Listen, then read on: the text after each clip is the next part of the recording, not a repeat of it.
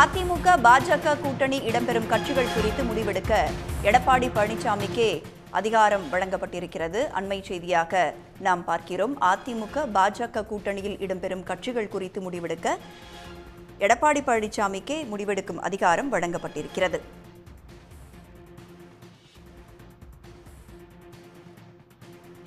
கூடுதல் விவரங்களோடு அன்புச்செல்வன் நம்மோடு இணைந்திருக்கிறார். அன்புச்செல்வன், அதிமுக பாஜக கூட்டணியில் இடம்பெறும் கட்சிகள் குறித்து முடிவெடுக்கிறதுக்கு பொதுக்குழுவில் எடப்பாடி பழனிசாமிக்கே அதிகாரம் வழங்கப்பட்டிருக்கிறது. கூடுதல் விவரங்கள்.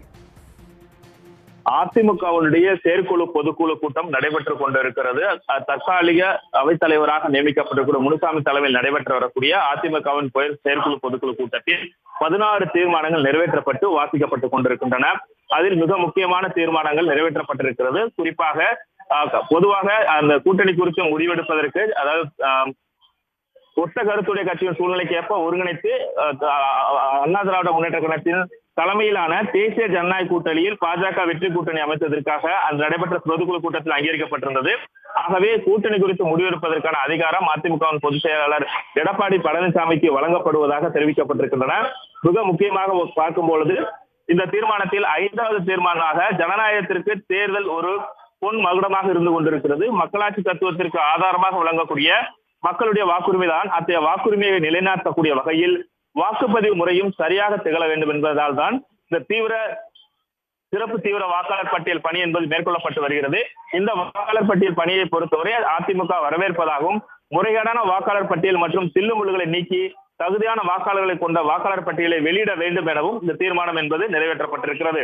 அதே போல குறிப்பாக ஒவ்வொரு முறையும் சொல்லும் பொழுதுதான் கூட்டணி குறித்ததற்கான முடிவுகள் எடுக்கப்படுவதற்கும், அதே போன்று அதிமுகவினுடைய பொதுச் செயலாளர் எடப்பாடி செயல்களுக்கு பாராட்டு தெரிவித்தும் பல்வேறு கோரிக்கைகளை முன்வைத்தும் இந்த தீர்மானம் நிறைவேற்றப்பட்டிருக்கிறது. தென்னிந்தியாவின மான்செஸ்டர் என்று அழைக்கப்படக்கூடிய கோவையில், தூங்கா நகரம் என்று அழைக்கப்படக்கூடிய மதுரையிலும் மற்றொரு திட்டத்திற்கு ஒன்றிய அரசு அனுமதி அளிக்க வேண்டும் என இப்பொதுக்குழு வலியுறுத்துவதாக தீர்மானம் நிறைவேற்றப்பட்டிருக்கிறது. கோவைக்கும் மதுரைக்கும் ரயில் திட்ட ஒப்புதலை முறையாக சரியாக போதிய புள்ளி விவரங்களோடு அது வெளியிடப்பட வேண்டும் என்ற அறிவுறுத்தலோடு வழங்கப்பட்டிருக்கின்றன. ஆகவே மிக முக்கியமாக அதிமுகவை பொறுத்தவரை தலைமையிலான கூட்டணி இருக்க கட்சியில் முடிவெடுக்கக்கூடிய முழு அதிகாரமும் அதிமுகவினுடைய பொதுச் செயலாளர் எடப்பாடி பழனிசாமிக்கு வழங்கப்படுகிறது. இவ்வாறாக பல்வேறு விஷயங்களை சுட்டிக்காட்டியும் எதிர்கட்சி அதிமுக பொதுச் செயலாளர் எடப்பாடி பழனிசாமியினுடைய செயலுக்கு பாராட்டு தெரிவித்தும் தமிழக அரசுக்கு பல்வேறு கோரிக்கைகளை முன்வைத்தும் எஸ்ஐஆரை வரவேற்றும் மொத்தமாக 16 தீர்மானங்கள் அதிமுகவினுடைய செயற்குழு பொதுக்குழு கூட்டத்தில் நிறைவேற்றப்பட்டிருக்கிறது. இந்த ஒவ்வொரு தீர்மானத்தையும் முன்னாள் அமைச்சர்கள் வாசித்துக் கொண்டிருக்கிறார்கள். தற்போது தொடர்ந்து அதிமுகவினுடைய செயற்குழு பொதுக்கூட்டம் என்பது நடைபெற்றுக் கொண்டிருக்கிறது.